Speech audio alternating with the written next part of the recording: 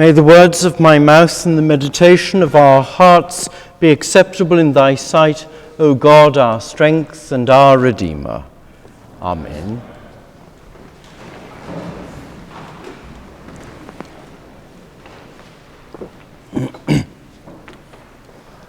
In the recent years, amid the quantum capers and romps of technology and the insanity of globally fretful stubbornness over the environment, we hear more and more about religion and spirituality than just about any other topic.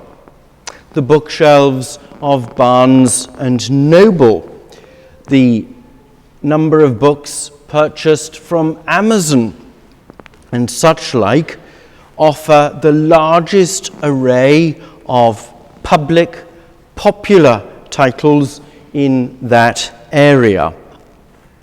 So I ask myself, are we certain that that is an obsession? Is that a retreat from responsibility, an evasion of responsibility from engagement with the other?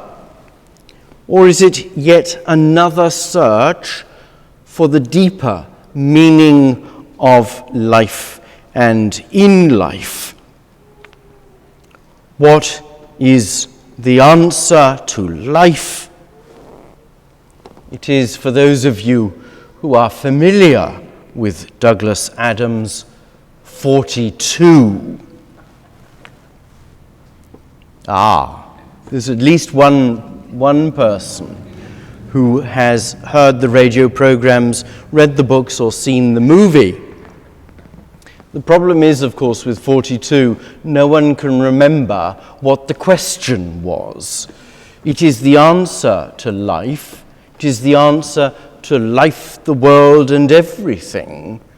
But no one could remember after 4 billion years exactly what the question was.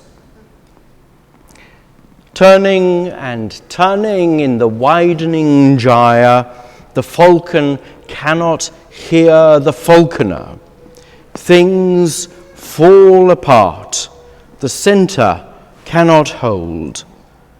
Our best lack all conviction, while the worst are full of passionate intensity. William Butler Yeats, not writing about the current presidential campaign in this nation, but writing about the end of the world as he sees it. So when the poet, insurance executive Wallace Stevens claims we have imagination because we do not have enough without it, or the poet-physician William Carlos Williams says of poetry that people will die for want of it. People will die for want of poetry. We tend to dismiss these individuals as these over-practical individuals as otherwise something of a loony fringe. Poetry, like the practice of faith and religion, the reason we are met together, the same as any of the arts, would appear to have very little utility in the social and economic mess and disaster that we find ourselves in our world. Faith, spirituality, poetry, the arts, morality, the very assumptions of another world order have been held in this country for too long to belong to purely the private sphere. They are to do with society, with the way we relate to one another, most importantly, the way we relate to God, and therefore how the creation is ordered, how the world works. I understand that faith is an essentially private and personal commitment, but its implications are far wider.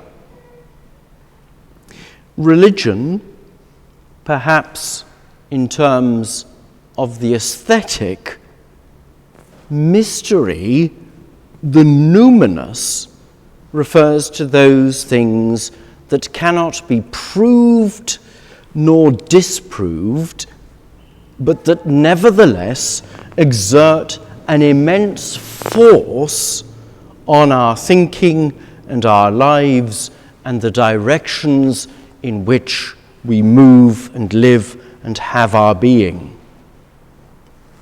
Suppose you were a visitor from Mars, a Martian alien landing on Hollywood Boulevard in your latest spaceship, infinitely better than the latest Mustang or even Harley Davidson. And you wandered in under the red awning and through the doors and were greeted by a sidesperson, by a greeter, by a welcomer, and handed an order of service, and came in and heard and saw what was going on. What on earth, or in this case, what on Mars is going on in this particular place at this particular time? Those seemingly arcane Anglo-Catholic Episcopal practices. What has all of this to do with the business of the world? With the plain, ordinary facts that we wake about 12 hours of the day and sleep, well, in my case, about 16 hours of the day, but sleep approximately 8 to 12 hours of the day. Surely all of those practical questions are frenetic enough, are frantic, without adding mystery into the mix as well. Isn't it rather strange that 500 years after Galileo and Newton, and in our own times, Edison and Einstein, Rosalind Franklin, Stephen Hawking, Marie Curie, that we still live in a world of poverty? We are still distressed over the loss of all kinds of things, from safe places and parks where our children, at least of my generation, recall playing in perfect safety, with perfect freedom, with no fear. The loss of global security, still haunted by tangible nightmares of crime, of terrorism and human torture. Why are we still dismayed by our growing economic disparity, of the rich becoming richer and the poor becoming poorer? And all of these things, of course, seemingly dwarfed by the possibility that we will run short of natural resources and simply die of exhaustion. We are compelled to ask, echoing the words of our confession that we make each Sunday, what have we done wrong, or what have we failed to do? Wallace Stevens, in one of his harsher poems, proposes that in confronting the challenges of our contemporary world, one must have a mind of winter. We don't know much about winter in California, but we must have a mind of winter. He addresses that statement to the world of aesthetics, the world of art, the world of music, the world of literature, the world of filmmaking, of films, the industry, as we call it here. And the point is that the result is not primarily conceptual, not a proof or a moral directive or a philosophical proposal, but rather it is about relationship realized in the very action, to use Aristotle's term, the very action of the poem, the dance, the sonata, the painting, the liturgical act, maybe of something as simple as bowing the head.